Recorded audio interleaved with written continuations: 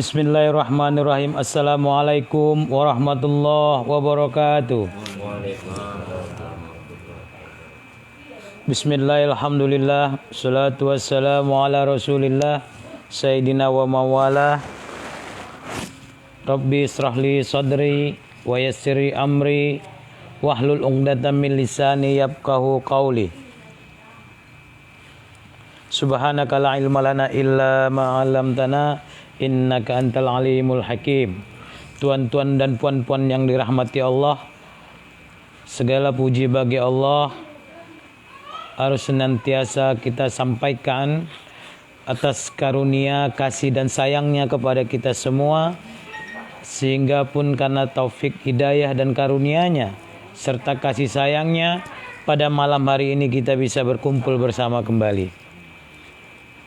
Tak lupa selawat dan salam kita hadiahkan kepada junjungan kita baginda Nabi besar Muhammad sallallahu alaihi wasallam.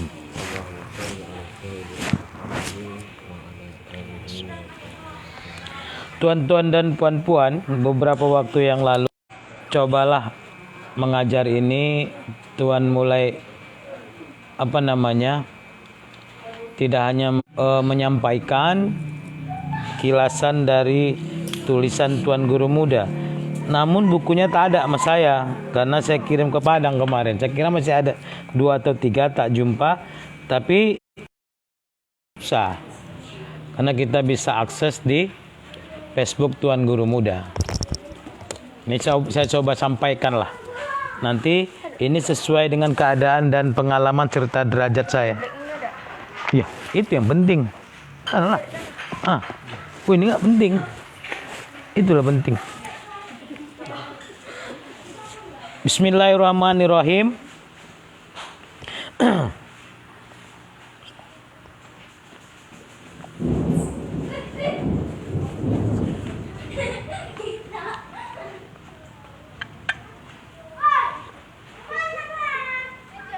Sebagian orang yang mengerjakan amal itu, yaitu hatinya menuntut ia penyelesaian hal perkaranya, dan ada yang ingin menetapkan keberhasilan keduniaannya supaya jangan terkurangi, bahkan ingin bertambah. Inilah orang beramal mengikuti hawa dan nafsunya. Tuan-tuan dan puan-puan, saya mencoba menjelaskan sesuai dengan apa yang saya paham lah. Kalau yang saya rasa tak tahulah. Yang pertama apa yang saya paham lah. Memang betul kebanyakan kita yang beramal ini hanya untuk pemenuhan kebutuhan katakanlah dunia. Dunia itu tidak hanya sebatas uang, materi, pengakuan orang, tidak mau direndahkan. Jadi yang dikatakan dunia ini cukup luas. Nanti kalau dibilang dunia saja ya memang itu fokusnya. Tapi ada hal lain. Jadi dia bilang di sini beramal itu kebanyakan dari kita itu hanya sebatas untuk mendapatkan dunia, mensukseskan dunia, takut apa yang menjadi ada sekarang ini terkurangi. Itulah beramal dengan hawa dan nafsu. Kenapa dibilang beramal dengan hawa dan nafsu? Karena memang nafsu itu menuntut itu.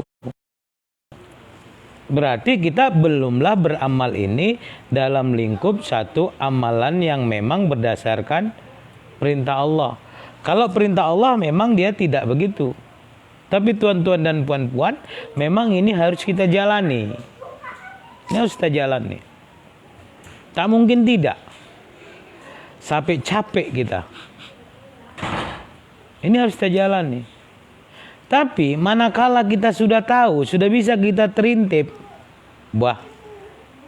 ya janganlah kita pula duduk terus lama di situ. Mulailah awak beristighfar, mulailah awak beritikad. Yang penting kan itu. Mulailah awak bertikad. Sesungguhnya aku ini beramal itu apa? Nanti ada dibilang, memang bukan amalanmu yang memperkenalkan dirimu kepada Allah Ta'ala. Itu selalu kita dengar. Dan tuan-tuan dan puan-puan, sekarang yang jelas kalau kita tilik ke dalam kita ini, memang awak ini masih dalam lingkup beramal itu karena untuk bisa bertahan di dunia ini. Kan beramal bisa bertahan. Beramal dapat rezeki. Beramal tidak berkurang rezeki. Bahkan berharap nambah. Kan itu dia. Jadi rezeki dan sebagainya itu kita gantungkan sekarang ini ke amalan. Yang jadi persoalan kan di situ. Jatuh tak betul kita hawa nafsu itu kan di situ dia. Padahal kenapa dia tergantung kepada amalannya?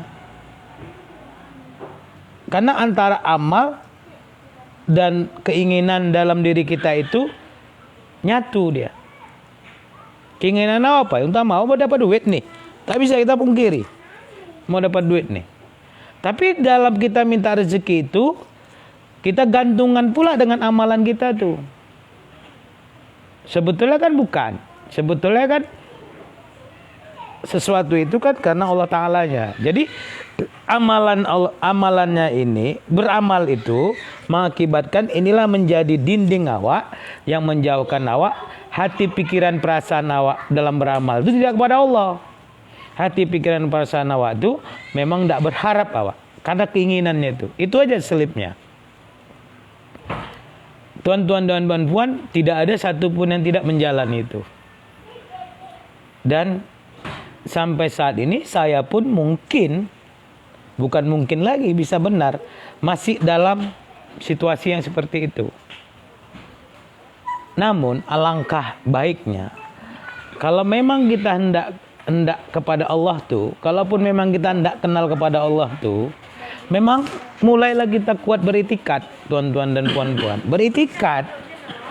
Bagaimana itikatnya? Sesungguhnya aku ini untuk apa? Sesungguhnya aku ini mau kepada Allahnya kah? Atau aku melakukan apapun, perintah guru dan sebagainya itu untuk tujuan pemenuhan hawa dan nafsu tadi. Nah itu ajanya. Biasanya agak takut kita menggesernya. Agak takut kita nih. Saya pun takut nggak ada dapat rezeki misalnya. Saya takut tuh karena saya tuh masih dalam lingkup hawa nafsu. Yang takut tuh kata guru kan nafsu. Karena dalam diri ini masih dalam lingkup dia yang paling besar, maka dia nguasain hawa. Itu ajanya. Belum bisa kita keluar dari dia. Kalau sudah pelan-pelan kita jalan keluar dari dia, kalau keluar dari dia, nampung siapa? Kan Allah Ta'ala. Itu ajanya nih. Tapi kalaupun kita berlama-lama, kita nikmati, diri kita tuh jadi dia gitu. Ya misalnya gini, ada syahwat. Saya selalu bilang, syahwat, nengok sesuatu hal, nengok perempuan atau nengok apa, datang syahwat awak tuh. Ya memang itu ada, nafsu syahwat itu ada. Tapi yang nggak boleh itu kan melanjutkannya. La taqrabuz zina. Sayangnya sudah syahwat masuk mempengaruhi awak nih, awak lakukan kehendak syahwat tuh. Ngerti kan maksudnya kan? Ini syahwat nih. Laki-laki lihat perempuan, perempuan laki, datang ketertarikannya. Ketika datang ketertarikannya, muncul, masuklah dia. Apakah itu mempengaruhi semua dari hati, pikiran, perasaannya? Itu ada datang. Tapi bagaimana kita bisa tidak melanjutkannya? Kita kenali, engkaunya ini yang punya keinginan syahwat nih. Tapi setelah dia masuk ke kita, biasanya kita tindak lanjuti. Itu aja masalahnya. Kebiasaan kita untuk melawannya, kebiasaan kita untuk pertama mengenalinya, melawaninya, sehingga lama-lama kita tak jadi dirinya. Itulah. Kenapa amalan ini, tuan-tuan dan puan-puan, menjadi kepentingannya untuk dia? Karena kita masih jadi dirinya. Dirinya yang sangat takut, dirinya yang sangat macam-macam. Kalaupun Tuhan bekerja, Tuhan atau mencari ridho Allah Ta'ala ataupun apa, karena tuan dan puan-puan tidak dalam lingkup itu, aman. Masalahnya kan kita masih dalam lingkup itu. Turun lagi kita.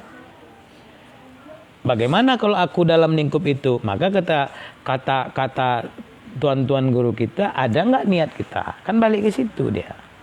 Orang kita nggak ada upaya kok. Orang kita nggak sanggup kok sebetulnya.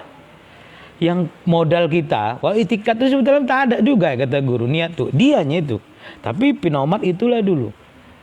Ada nggak niat kita hendak yang sebenarnya gitu. Misal gini, kenapa kita punya hendak niat Allah tuh, kebenaran dan sebenarnya? Karena kita udah capek. Di nafsu tuh udah capek. Awak dalam lingkup dia tuh udah capek. Sama istri, mikirkan istri, kepala awak stres. Hari awak tak enak. Mikirin anak juga begitu. Karena awak dalam pikiran nafsu tuh, bukan pikiran Allah tuh. Begitu juga dengan dunia nih. Sampai capek dulu kita tuan-tuan dan puan-puan, baru kita menyatakan, aduh, apalagi sekali-sekali dikasih apa namanya sama Allah Ta'ala tuh, dikasih rasa dia walaupun kecil, menjadi alat pembeda. Kalau udah misalnya ada rasa dia yang bisa dirasakan walaupun kecil, ada rasa nafsu tuh, kita tinggal pilih mau hidup dalam lingkup ini atau mau lingkup ini. Tapi nafsu ini pintar. Udah mau keluar awak nafsu ini, ditariknya lagi. Pintar dia. Dia bisa berubah wujud. Apalagi nafsu ini sudah menguasai akal pikiran kita. Payah kita keluar ke kolam katanya. Udah keluar awak nih, masuk lagi. Model kita tuh adalah menyatakan itu aja, ke kolam aja. Udah, semakin kuat awak, semakin kuat awak, semakin kuat awak, semakin kuat awak ditarik. Siapa nariknya? Allah Ta'ala tuh narik ke dianya. Ketika ditarik, macam tarik tambang nih kan. Sini nafsu, sini Allah kan. Mana besarnya awak? Benang tuh. Kalau kemari-kemarilah dia. Kalau besar tadi, Allah yang pun hilang. Gitu aja dia. Seberapa besar itikat awak itu dibuktikan jahir. Saya tak tahu, pernah kata Tuan Puat kalau nggak salah. Atau Tuan Nawan bilang, udah Tuan harus hitung 1 jam berapa Tuan sama Tuan guru Tuan, berapa jam Tuan sama keluarga dan istri. Mana jam Tuan lebih banyak? Itu aja dia bisa kita lihat.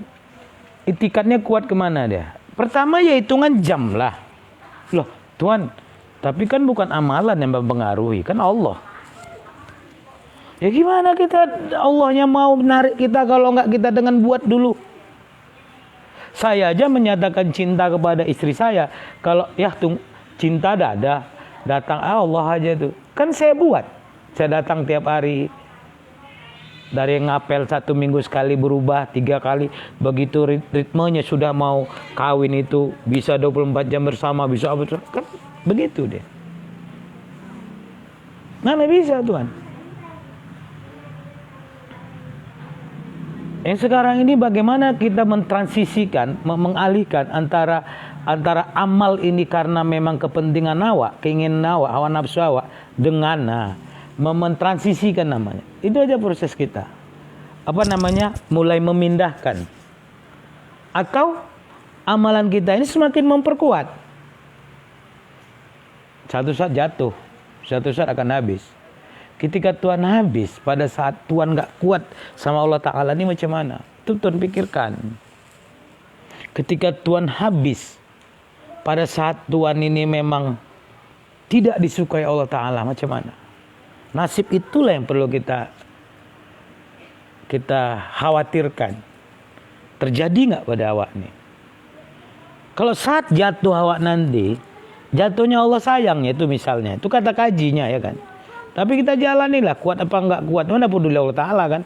Pada saat jatuh tapi awak dalam lingkupnya, dalam tangan Allah Ta'ala itu enak. Tapi kalau awak jatuh dalam tangan setan tuh, inilah banyak terjadi dari murid-murid yang kita lihat nih. Pada saat dia jatuh, dia tidak dalam tangan Allah. Tapi kalau saat jatuh, supaya tidak jatuh dalam apa? Supaya walaupun macam mana kita jatuh tetap dalam tangan Allah tuh, maka dekatlah pada Allah tuh. Gak ada Tuhan, jahir juga. Gak ada cerita. Karena pada saat Tuhan sama dia dengan di luar tuh beda. Pada saat di luar tuh, yang awak rasakan tuh luar tuh. Gak cerita lah, Wak. Pada saat awak di luar misalnya, 2 hari gak ketemu guru, nonton lah, Wak. Sekarang sinetron tak ada. Taruh katakan ada, hati awak kan sinetron. Awak bekerja, hati awak kan pekerjaan. Sekuat apa sih kita? Mana ada. Di situ yang menyatakan, sungguhnya kamu gak kuat. Oh Tuhan, saya gak apa-apa. Saya gak bisa. Kita bukan Uwais Al-Qarni. Mungkin Uwais Al-Qarni itu hanya 1-2-nya. Tanpa ketemu Rasulullah, dia jabatannya lebih tinggi di surga. Dia pemimpin penduduk langit. Nggak pernah jumpa Rasulullah. Dia hidup di masa Rasulullah. Nggak usah lah. Nggak usah lah kita kegatalan. Awak kayak Uwais jauh dari guru. Nggak usah. Yang jelas pada posisi sekarang ini kan gitu dia. Walaupun ada yang dekat sekalipun. Sampai memang Allah satukan. Allah tarik hati adalah ini pada dirinya. Di dalam genggamannya. Kalau sudah dalam genggamannya, zahir, fisik, lahir, batin, luar, dalam. Mana mungkin pisah. Tapi keadaan kita sekarang kan itu. Kalau ini kan tuan-tuan dan puan tadi kan hanya gambaran. Bahwa gambaran kitanya nih. Artinya apa? Kitanya ini yang diceritakan tadi. Kita beramal sesungguhnya karena dunia. Awak kemari karena hendak jangan rezeki awak berkurang. Awak kemari hendak nambah. Awak kemari kalau udah jangan rezeki awak berkurang, ada takutnya. Takut kita sama Allah Ta'ala nih, sama guru nih. Nah, kalau sudah itulah hubungan awak sama Allah Ta'ala nih, maka mulailah kita menggesernya, tuan-tuan dan puan-puan. Mulai kita menggesernya. Ketika kita menggesernya, mulai kita berpihak. Nah itu ya. Berpihak kepada siapa? Kepada Allah Ta'ala. Bagaimana berpihak kepada Allah Ta'ala? Ya bandingannya banci sederhana. Ente, tuan-tuan dan puan-puan, ada istri, ada anak. Berapa jam kita sama istri, berapa jam kita sama guru. Katakanlah sama istri anak ini 9 jam, sama guru paling lama 1 jam. Tingkatkan sama guru jadi 2 jam, sama istri kurangkan 8 jam. Besok minggu depan naikkan ke 3 jam. Karena yang Allah lihat itu adalah kesungguhanmu, iktikadmu. Nanti kalau guru mulai kasih warning, sibuk 2-3 hari, habis 3 hari lambai lagi kita. Biasanya kita gitu. Saya kalau kasih warning begitu, sibuk datang nih, habis itu lambai lagi. Nah, pertama pendekatan zahir yang akan mempengaruhi pendekatan batin. Sesungguhnya batin kita ini nggak dipedulikan ya sama guru nih. Mau tuan tenang, mau tuan tak tenang, nggak peduli Allah Ta'ala tuh. Yang perlu jadi pertanyaan adalah bagaimana batinnya guru sama awak? Perasaan guru itu sama awak macam mana? Kita kan kebalik berguru nih. Yang penting tuh perasaan awak, tuan-tuan dan puan-puan.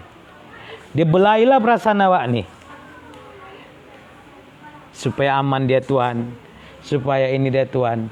Agar apa diamankannya? Supaya nggak besar kali dosanya. Supaya nggak besar kali durhakanya. Tapi kan ini harus dibalik nih. Pelan-pelan kita bagaimana merasakan apa perasaan guru nih. Marah nggak agaknya guru nih sama aku? Dia tak marah. Mana dia marah? Dia Rahman Rahim.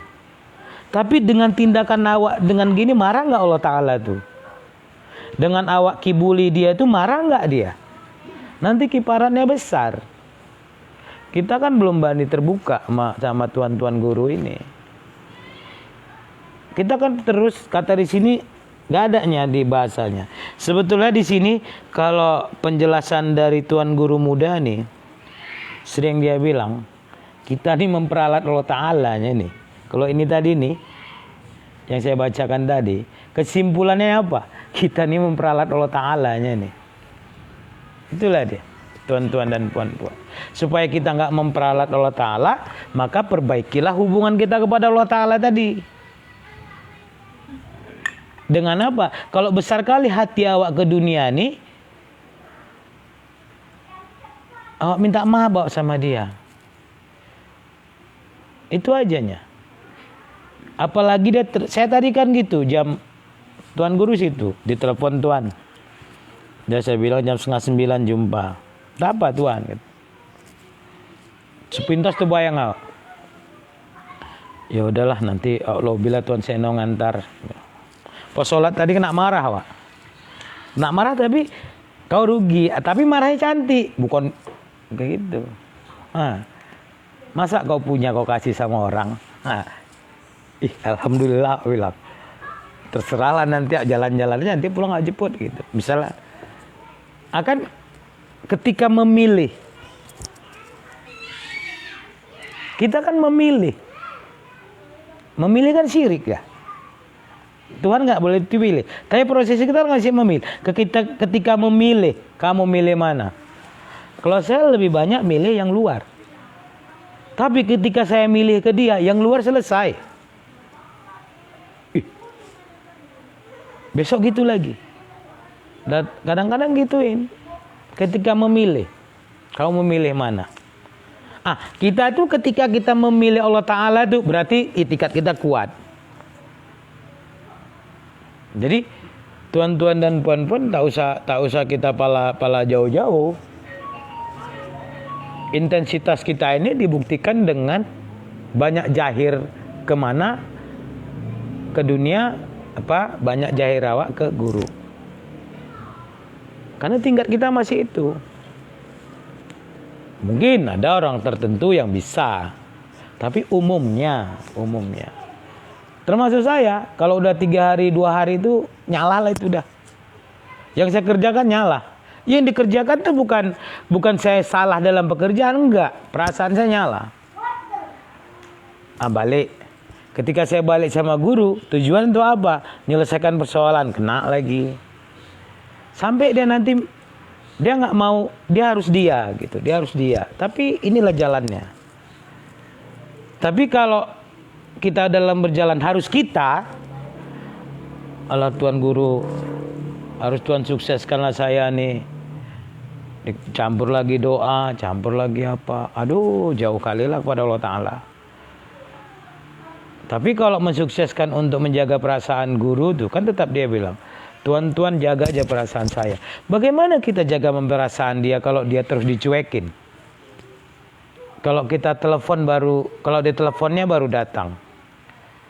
Dia nggak butuh rayuan kita. Dia nggak butuh pujian kita. Karena yang selama ini muji, selama ini merayu kita. Dia nggak pantas kita rayu. Yang pantas merayu dan memujinya dari dia ke dia. Dari dia ke dia itu siapa? Orang yang sudah sama rasanya. Orang yang memuji itu tak ada lagi embel-embel. Kalau ada yang memuji dia, masih ada embel-embel darinya, berarti kau pembohong, kau pendusta. Kan segala puji bagi Allah. Allah yang dipuji bagi Allah sendiri. Ya yang dipuji, kalau kita memuji dia, kita masih dalam rangka sesuatu sama dia. Misalnya adalah perempuan muji saya, padahal dia muji saya untuk dapat uang saya, kan? Gombal, nggak benar. Ya itu yang kita lakukan selama ini. Hormat kita, tunduk kita, cium kita, itu.